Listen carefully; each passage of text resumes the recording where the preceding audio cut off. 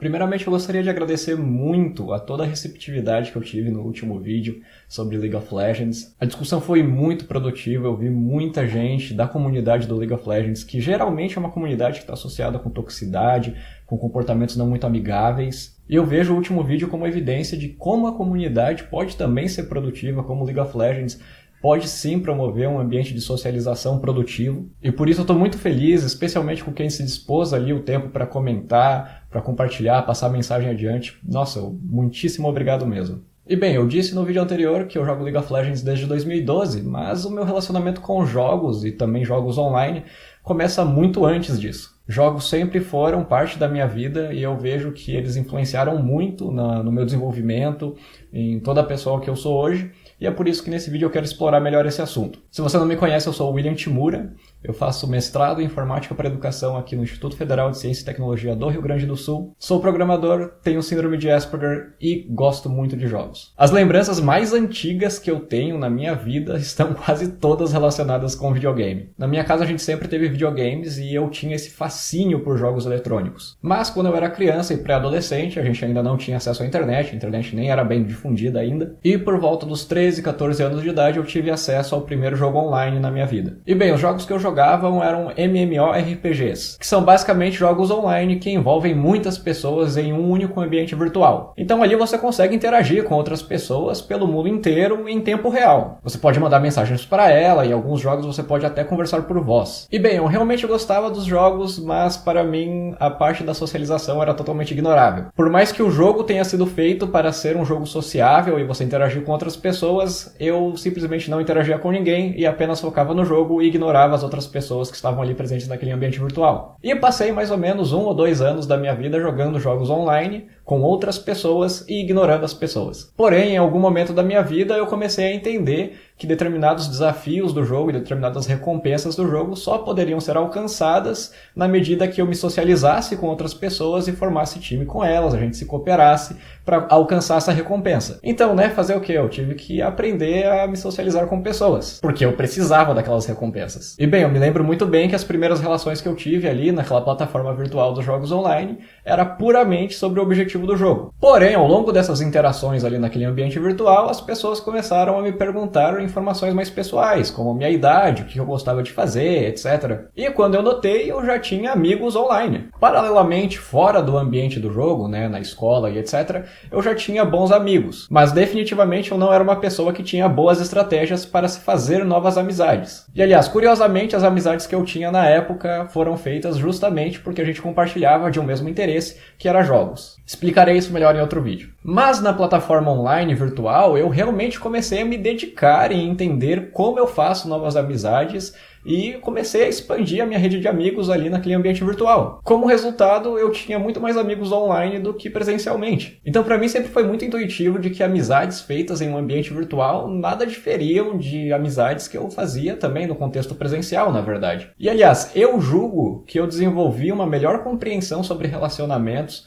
quando eles se davam através de plataformas online do que como os relacionamentos se davam presencialmente. O que não necessariamente é algo bom, mas é uma boa etapa para você conseguir se socializar melhor na vida real. E hoje em dia eu ainda mantenho contato com pessoas que eu conheci há quase 10 anos atrás, na época que eu comecei a jogar. E quando eu penso sobre esses relacionamentos e me pergunto o que exatamente fez com que eu tivesse esse interesse por socialização em jogos online, mas presencialmente nem tanto. E bem, nessa interpretação eu vejo 2 pontos que foram pontos que me facilitaram a ter esse interesse. O primeiro ponto é que, por se tratar de um ambiente inteiramente virtual, era muito fácil, eu tinha aquela liberdade de simplesmente sair de um contexto social que não me agradava muito e ir para outro contexto social. E acredite, pessoas também fazem os seus grupinhos e tem toda a questão da socialização também em comunidades de jogos online. Então, se eu não gostava de um grupinho, eu simplesmente ia para outro. E também eu comecei a entender que existia um certo ciúme relacionado ao grupinho anterior quando eu fazia essa transição para outro grupo. E é claro, outro ponto que se relaciona com isso é que jogos são voluntários. Ou seja, diferentemente da escola, que muitas vezes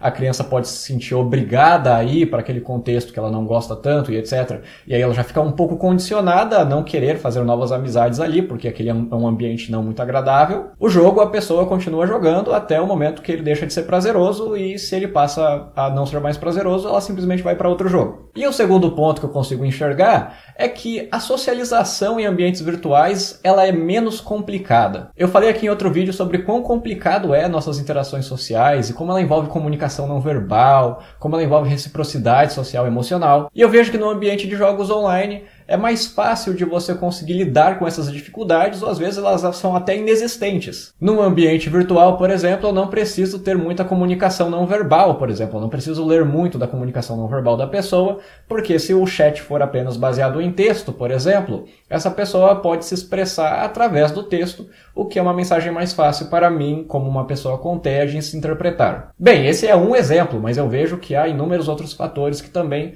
auxiliam ali em descomplicar essas interações sociais. Só que no ambiente do jogo a gente acaba desenvolvendo estratégias de interação social até bem sofisticadas, que servem apenas para aquele domínio, só que não servem tanto presencialmente. Então é por isso que eu disse que não necessariamente ter apenas amigos online e não presencialmente é uma coisa boa. Eu vejo que é produtivo na medida que você faz a ponte entre o online e também o presencial. E é claro, juntamente com a facilidade que esse ambiente promove, também tem relação com o interesse restrito, o interesse em comum ali que pode ter entre a pessoa com TEA e as outras pessoas típicas que estão jogando o mesmo jogo. Se todas elas voluntariamente estão jogando o mesmo jogo, quer dizer que, pelo menos o interesse naquele jogo, elas têm em comum, elas compartilham isso em comum, e pode ser que isso promova uma melhor socialização entre elas. Esse fenômeno também acontece com esportes, não necessariamente com jogos online apenas. E bem, é claro que tem o seu lado problemático também. Eu falei muito bem de jogos aqui e como isso se relacionou bem com a minha experiência de desenvolvimento pessoal, mas há sim problemas que podem estar relacionados com o uso muito intenso e muito frequente de jogos. Se você tem um caso, por exemplo, de uma pessoa